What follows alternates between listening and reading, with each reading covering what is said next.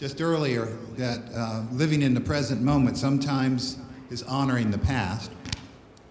And next Sunday will be 50 years since this next song was released. And if you were 14 queuing up for buying this 45, it's time for you to look at your Medicare choices.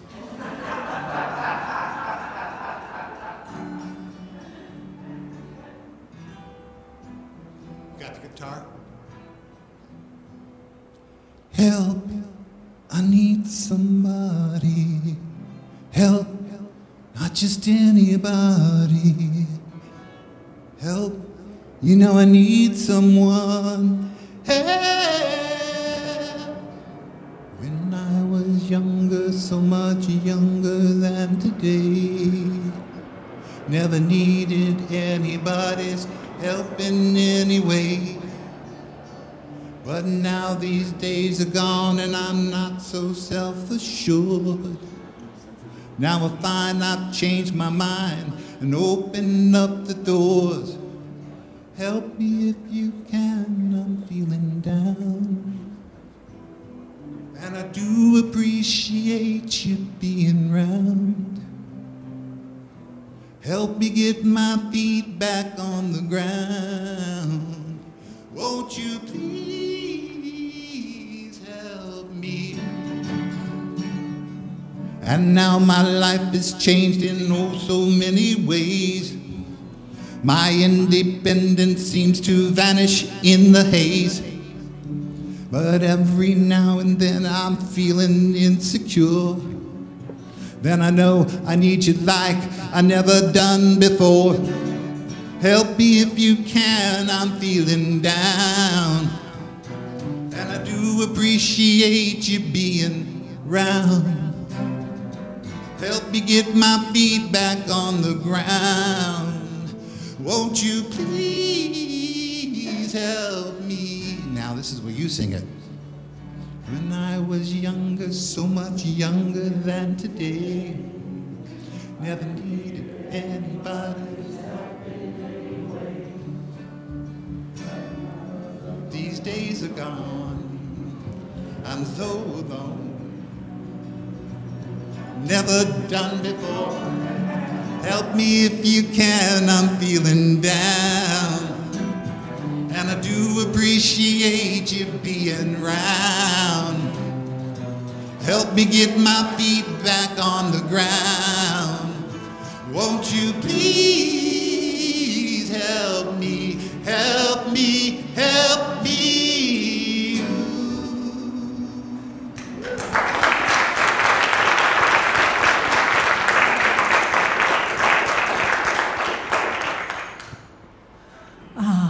Gave me just a perfect moment, not just to figure out the mic, but just to see all of you, and thank you all for coming out on such a hot, steamy morning.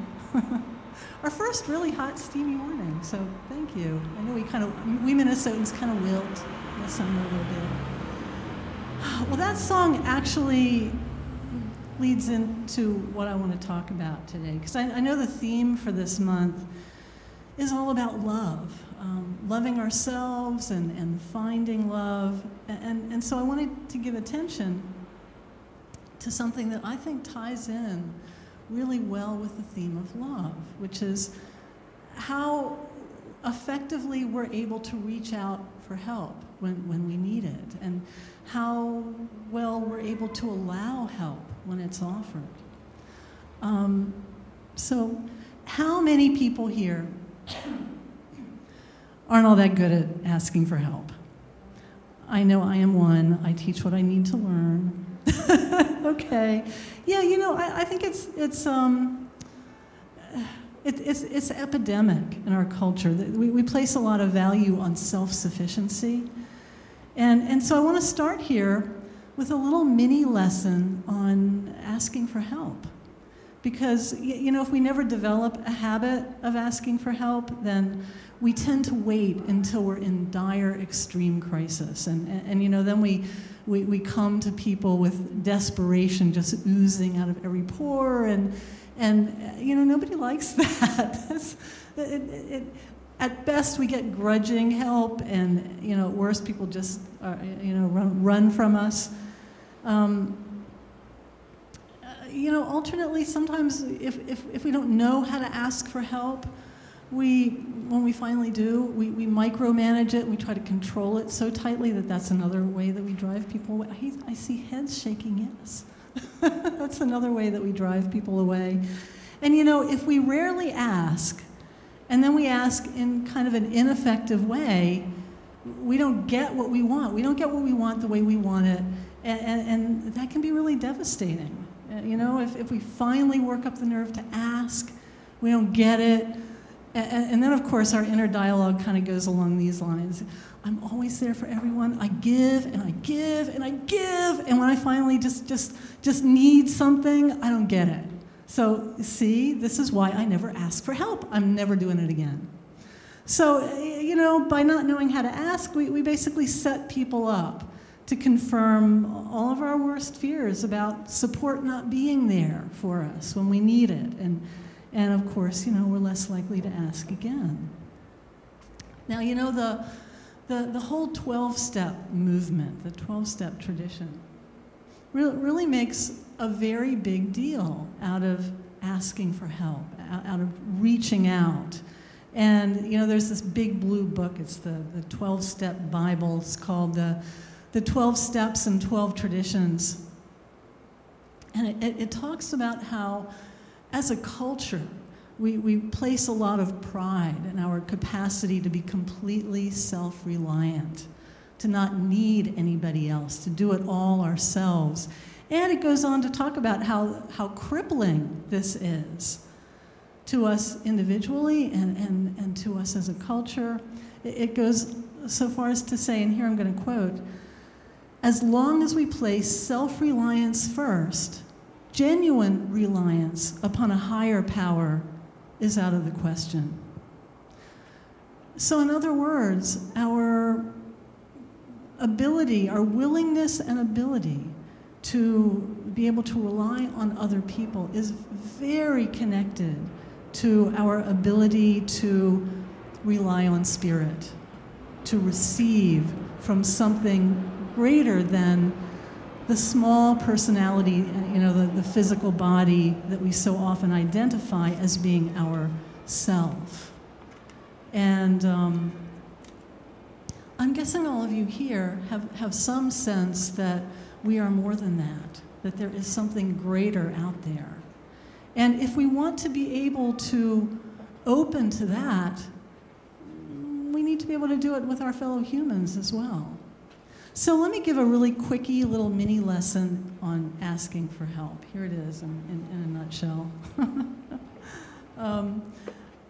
First, and especially for those of you who raise your hands like, oh, I'm not very good at asking for help, just begin by noticing how many opportunities for receiving help come your way that you turn down.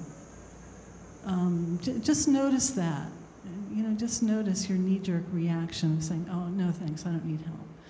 And watch what goes on in your mind. Do you imagine that the offer isn't really genuine? Are you thinking it would be easier to do it yourself? Do you feel a little out of control when you ask for help and other people are, messing in your business, not doing it nearly as well as you do? Are you afraid there might be strings attached? Do you feel embarrassed asking for help? Do you think it's kind of a sign of weakness, and do you feel lesser?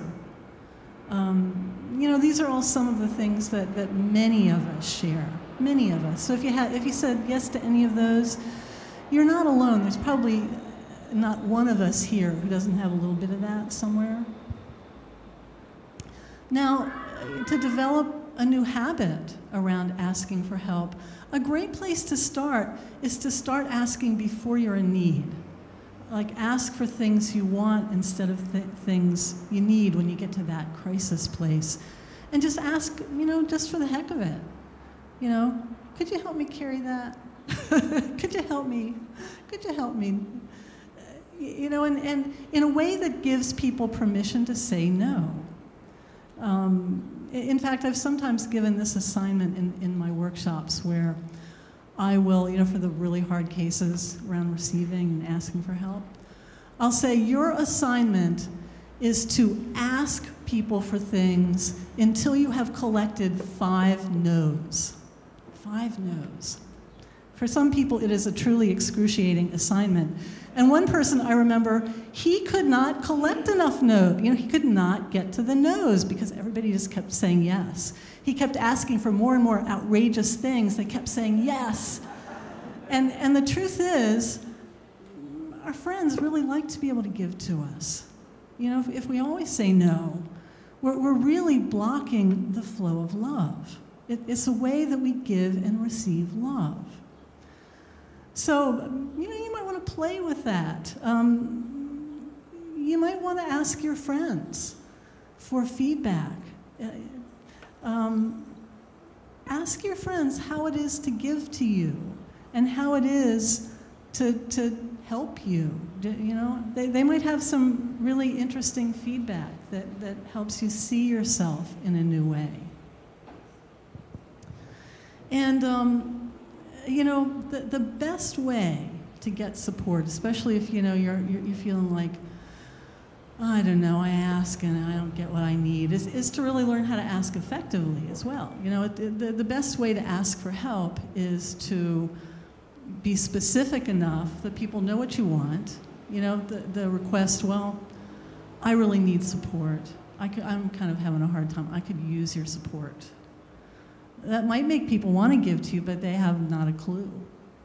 I remember I dated a guy many years back, and after we broke up, he went on to a new girlfriend. We were still friends. And he would lavish her with gifts, expensive gifts. Whereas with me, he never even gave me a birthday present. Nothing. And I said, what's the deal with this? You just lavish things on her. I never even I got nothing. What's with that? And he said, well, you asked for things like intimacy. She asked for a lot of stuff. I know he can do that. I've got money, I can do that. So it's good to know how to match your request with the person you're asking. And then I said, you mean if I could ask you for stuff, you'd give it to me? So sure. So I said, next time you go to Asia, I want a really cool little ivory statue. So I have this really cool little ivory statue now that he gave me many years ago, and it is my reminder to ask people for what they can and like to give. And we're all going to be a lot happier. Now, on the other hand, if you ask and you micromanage and you give 10 pages of instructions for how to meet your request, then people are not really going to show up for you again. So now the reason I'm doing all this talking about asking for help, yeah, I think it really does tie in with love. But it also is going to be the lead-in to prayer, to how to ask Spirit, God, higher power, for what we want. Because really, the way we go to God is often pretty similar to how we approach other people. And so I want us to look at how we ask horizontally first. And that's going to show us a lot about how we ask vertically.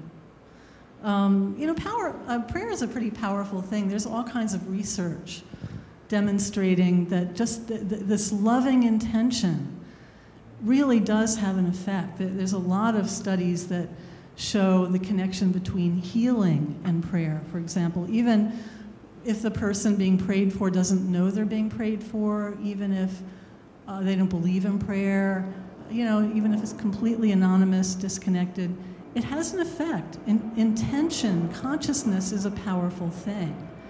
So prayer is a very powerful tool. It's a very powerful way to connect to the divine.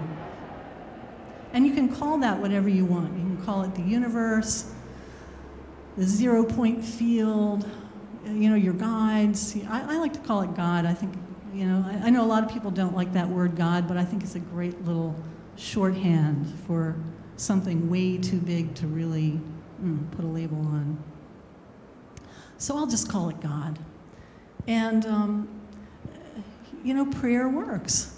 Very definitively, prayer works. And, the flip side of that truth is that, well, why then do so many prayers go unanswered? There's a lot of people who pray for a lot of things and they don't get it. If we believe that there is something greater than ourselves, than the small ego consciousness that we call ourself, and that we have access to it, and that it really can manifest through us, then why does it work sometimes and not other times? I don't believe in a old guy in the sky who's saying, I like you, so I'm going to answer your prayer, but I don't think it works that way. I think that there really is an art and a science to prayer that makes some effective and some less effective. And the reason for the mini lesson on asking for help is that however effective we are at inviting and allowing assistance from the humans in our lives has a lot to do with how effective we are at allowing assistance from God. Because whatever ineffective things we're doing with people, are pretty much there in our connection with God as well. It's ingrained. It gets hardwired, and that's just our habit. So that's why I want us to look at our habits today and experience a really effective way to pray. Because a lot of times we don't even think to go to God or to go to higher mind, to higher power, whatever you want to call it, until we're desperate and in crisis. We have desperation oozing out of every pore, which, as I mentioned earlier, people don't like that so much. It doesn't work with God any better. Or maybe we'll try bartering. Oh, please, God, please, please, please, I'll do anything. How well does that work with you? So your kids come and, with that, it's not very effective. We might try praying from our fear-based need for control. And instead of handing it over to God and saying, highest possible outcome, please, we say, God, I need this and this and this and this and this and this and this, and only this will do. We give our little grocery list to God and feel very disappointed when God doesn't, get everything on the list. Often, nothing on the list. And then, of course, we feel disillusioned. We think, okay, I'm never going to pray again. There's no God. So it's the same thing that happens with people. We often do the same thing with God. Now, there is some real spiritual law here, and spirit really does give us what we ask for. And the trick here is that we demonstrate what we love and ask for it by how we give attention. So spiritual law is that God really does give us what we love and what we ask for. We demonstrate that through where we give attention. That's important. That's why I said it twice. So if we're praying in a way that fills our attention with wishing for something we don't have, and we're in that place of, oh, I really want this, God, please give me, then really what we're amplifying is our lack. We're really focused on what we don't have, and we're magnifying that. Now, if we're complaining to God about everything that's wrong, well, we're then amplifying and magnifying everything that's wrong. If we're full of resentment, and that's what's in our consciousness, then we're magnifying our separateness and our lack of love. And if we're full of worries, if we're praying from, I'm really worried about my blah, blah, blah, I'm so worried about blah, blah, I'm worried, well, then we're magnifying our fear and doubt. So if we pray from that place, is it any wonder that God answers our prayers by giving us more of the same? Because that's what we're demonstrating that we love, because that's where we're giving our attention. Now there's a Bible passage, it's Matthew 7:7, and it says, ask and you will receive, seek and you will find, knock and the door will be open to you. And I really believe ask and you will receive is spiritual law. It's not religious metaphor. And if it's applied correctly, it works every time. And I believe that the secret to it, because obviously there is a trick. We could all think of things ever since writing our first list to Santa that we asked for and we didn't get. And there is a secret to it. And I think the secret can be understood through another spiritual law.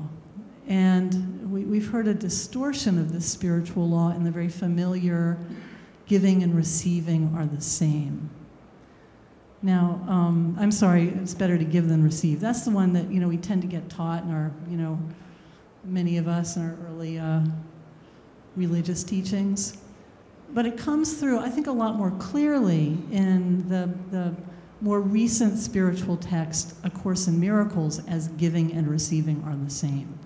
And if you combine ask and you shall receive with giving and receiving are the same, then you've got something. Then you've got something really interesting.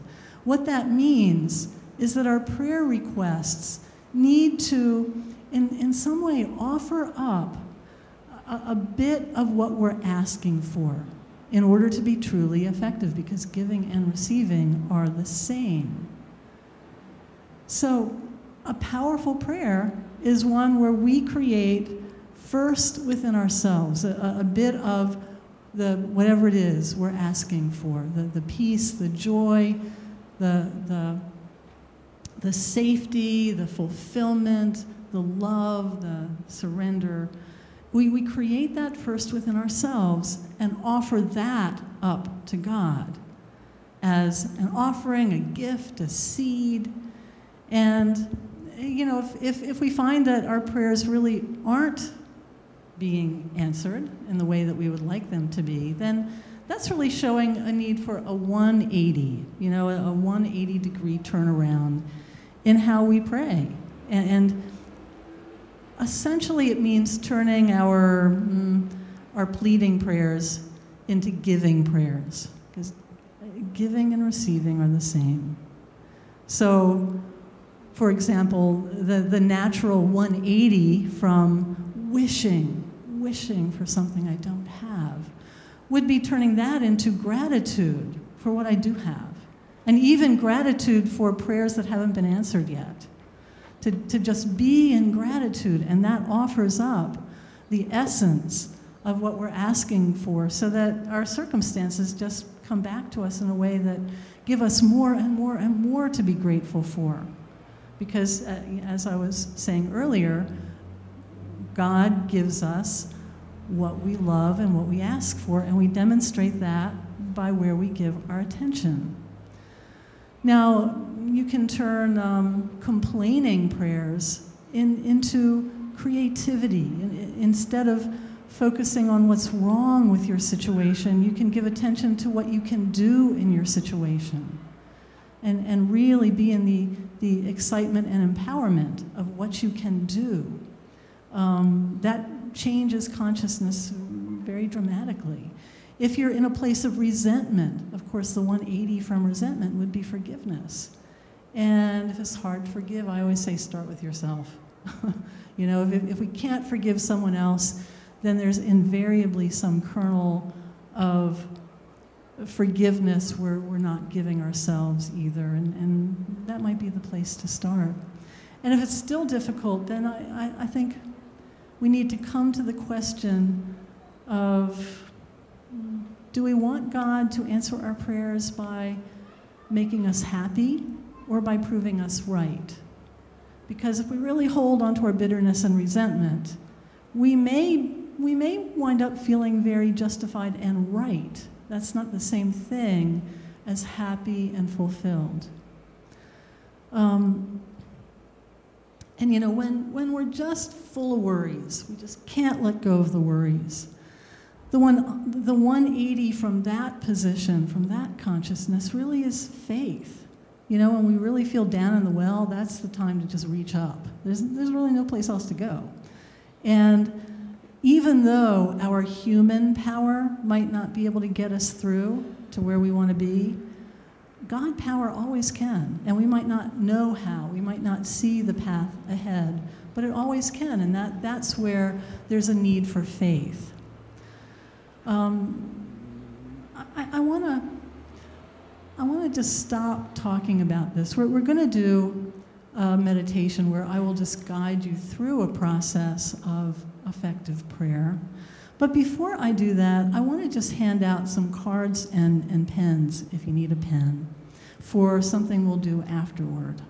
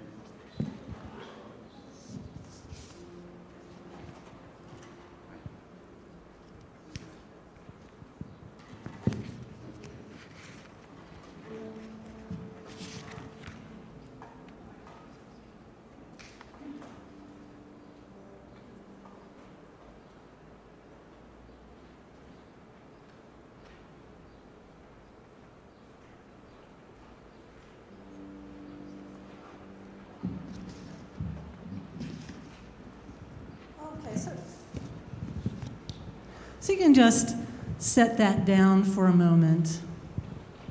I'll explain what we're going to do with that later.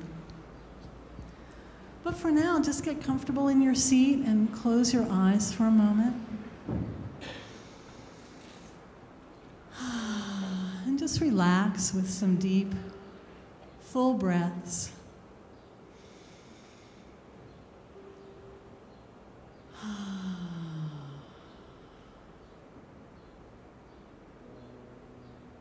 And in this moment, just let everything go.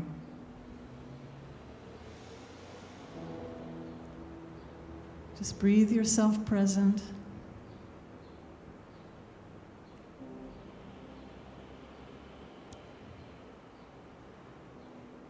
Just paying attention to your breath.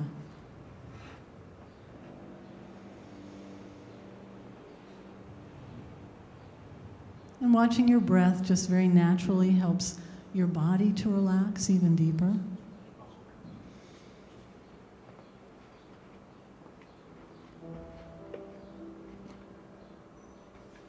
And your mind becomes quiet and still.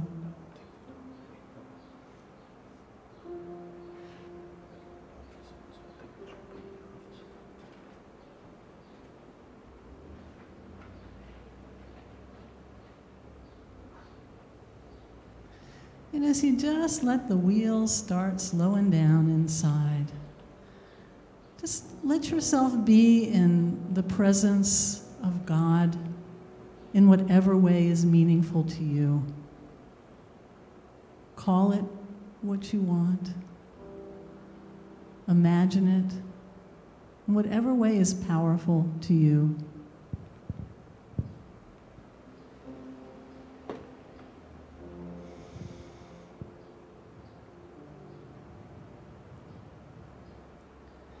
And just notice the energy shift in the room as you do that, as we all just gently sink into the sacred.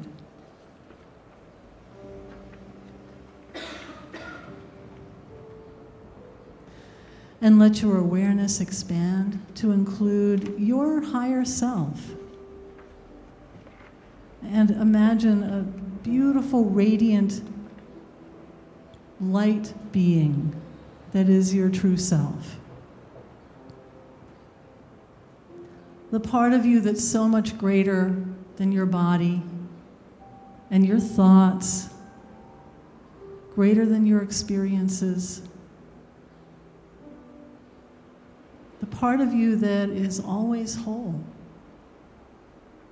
always perfect and undisturbed by the ripples and the issues of human experience. And as you let your awareness open this way, it just feels so peaceful. Very, very peaceful.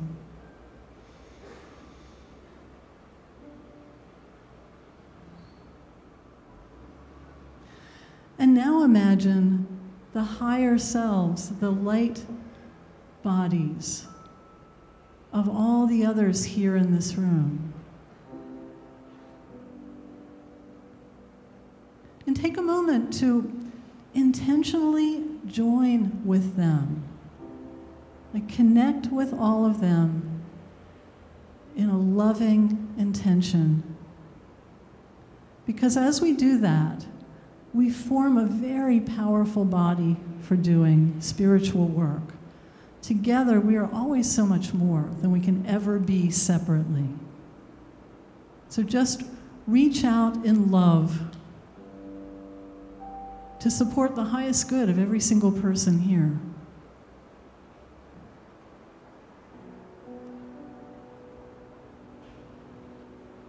When we do this,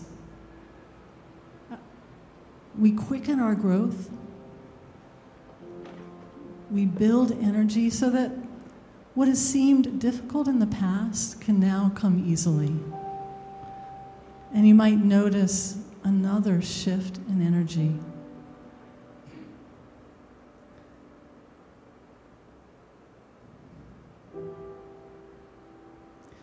So imagine now that we are just immersed in the presence of Spirit. You might imagine this in various ways. You might picture angelic beings with us, beings of light, helper beings. You might envision something more abstract, just simply the light of divine love and higher mind. However you imagine it, imagine that some energy surrounds you, fills you, connects us all. And that this force of Spirit is wholly benevolent.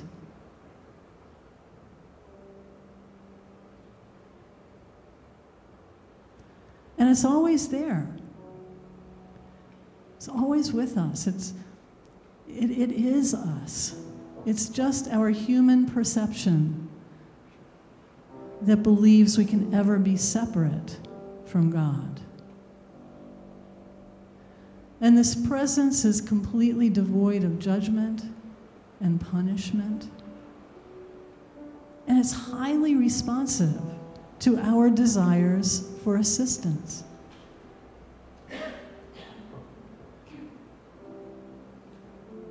It's always there, guiding us, loving us, taking joy in our earthly experiences.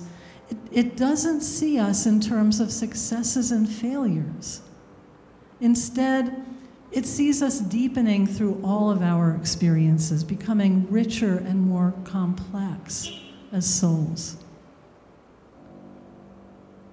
So in this sacred space, knowing the truth that we are always surrounded, embraced, and one with Spirit, take a moment to check in and see what the more human part of you most wants to ask for.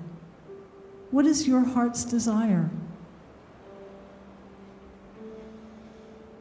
Remember, ask and you will receive is spiritual law.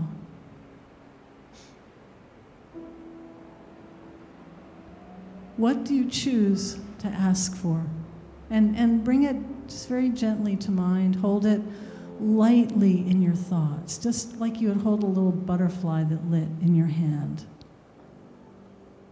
Don't clutch at it like a life raft. Just hold it lightly and look deeply into your request to discern what's at the heart of it.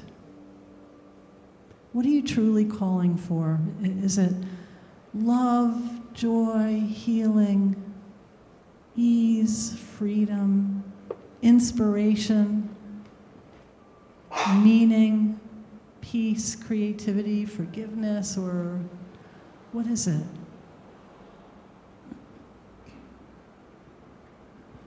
And whatever the essence is of your heart's desire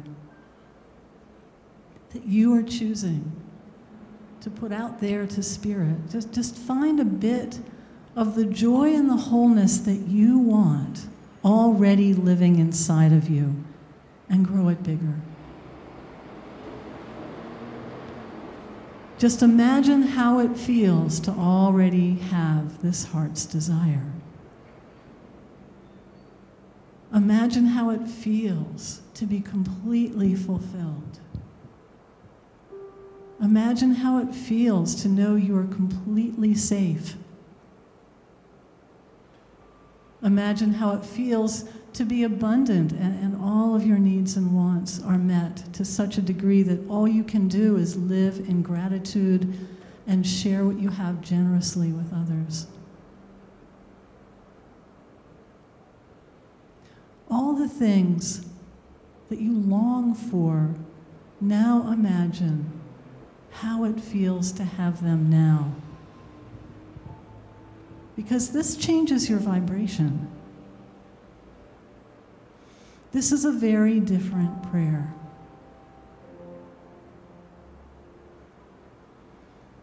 And just let this energy of fulfillment just grow and expand, flowing into gratitude, rippling outward. Give it back to God as a gift. Because this vibration of gratitude and wholeness, it creates the inner state of willingness, readiness, and availability for healing. It gives spirit an open door and permission to speed up your transformation. So just take a moment, let all of your burdens and worries be lifted from your shoulders. Hand it all over, let your heart just simply feel light and overflowing with love. And know that this benevolent presence of God is working with you on so many levels. Most of them are outside of your awareness. So you don't have to watch and wait to see what's going to happen. Just be in a moment of trust that a seed has been planted. And you can't stop it from growing.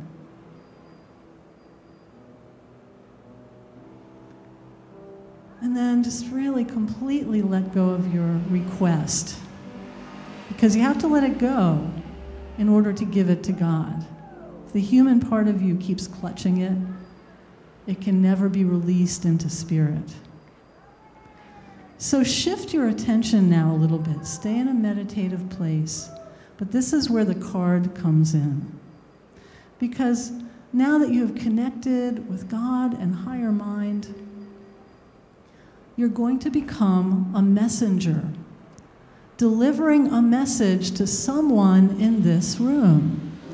So listen carefully to this part. You won't know who that is.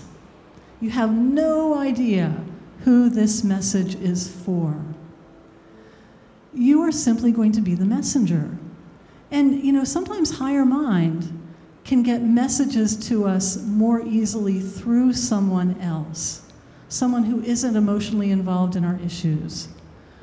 Sometimes synchronicity is a way that higher mind speaks to us. We just see a message on a bus, or we read it in a book, and then we hear it somewhere else on the radio. Sometimes that's how higher mind speaks to us, and now you are going to be a messenger from higher mind for someone here. So imagine that higher mind is, tapping you on the shoulder, coming to you with somebody's message, not saying who, something they need to know for their highest good and well-being. It could be an affirmation.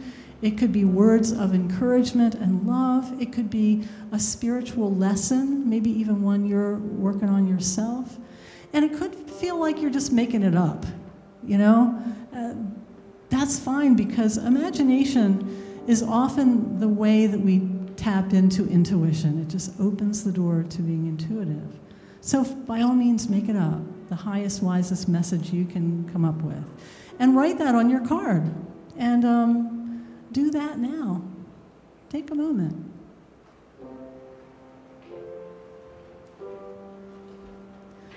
Take your card. Write the message that comes to you from higher mind.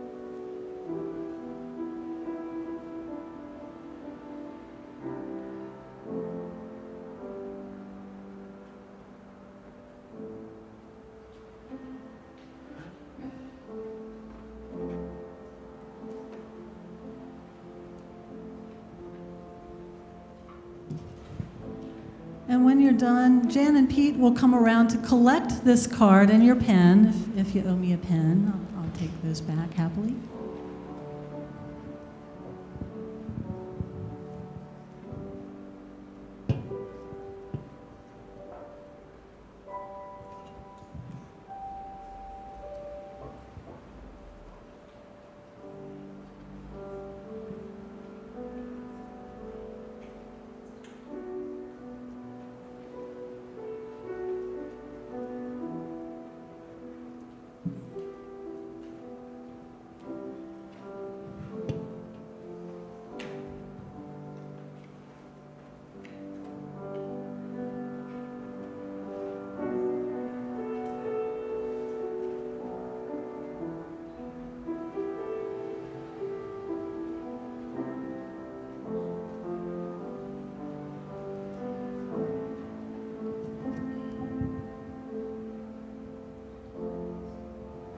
So Jan and Pete, would you take the cards out of both baskets, put them together, kind of mix them up some, so we don't know what card is where, and then divide them between two baskets again?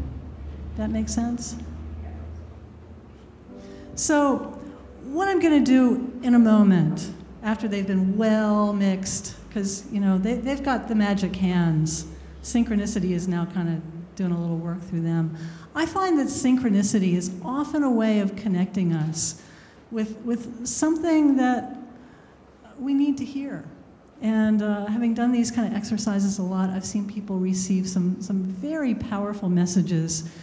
In fact, there was one woman who did a particular workshop that was all about, it was about prayer.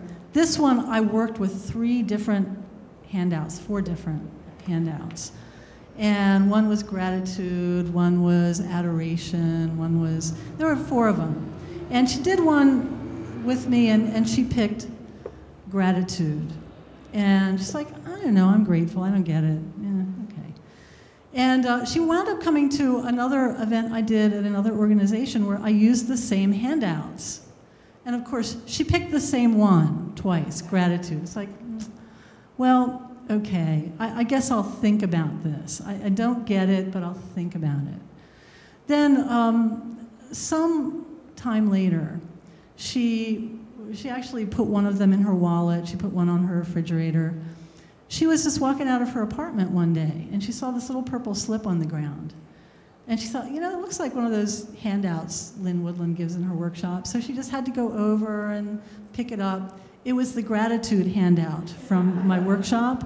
And she thought, well, I must have dropped this. So she looked in her wallet. There was, the purple one in her wallet was still there. I don't know how it got off the refrigerator, but it must be the one from the refrigerator. She went to the refrigerator. That one was still there too. So this was just a third one that just dropped out of the sky by God.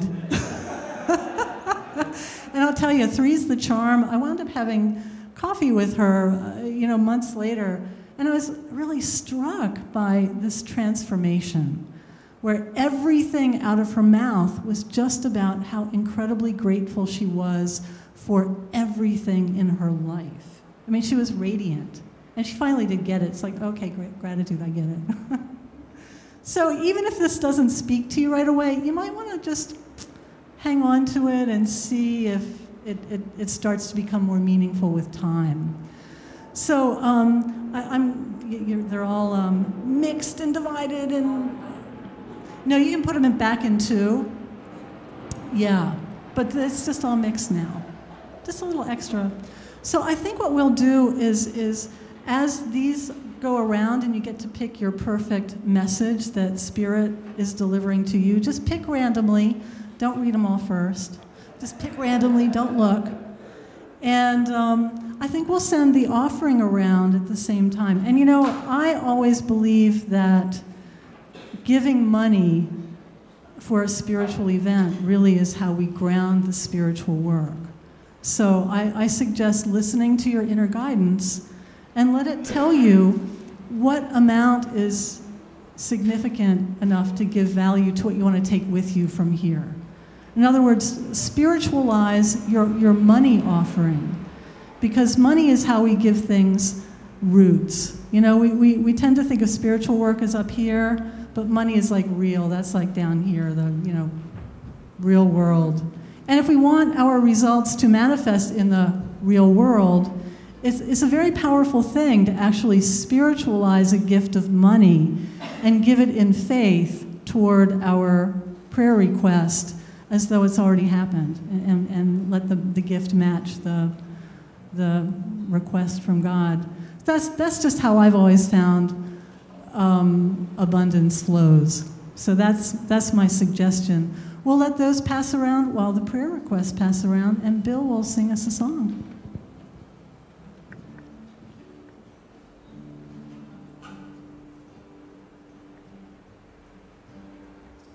Love is real. Real is love. Love is feeling, feeling love. Love is wanting to be loved. Love is touch. Touch is love. Love is reaching. Reaching love.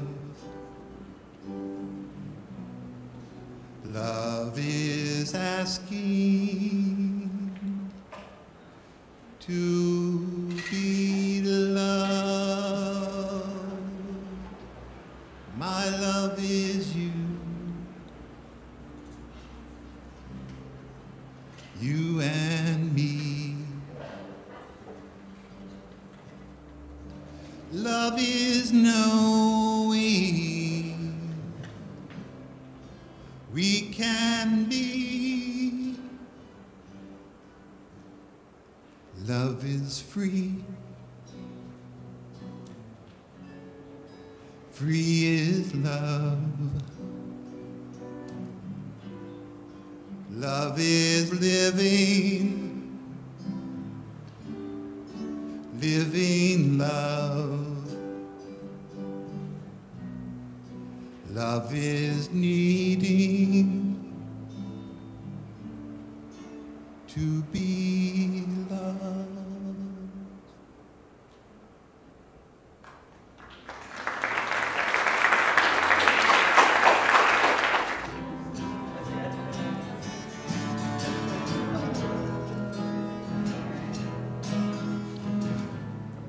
Okay now. What would you do if I sang out of tune? Would you stand up and walk out on me?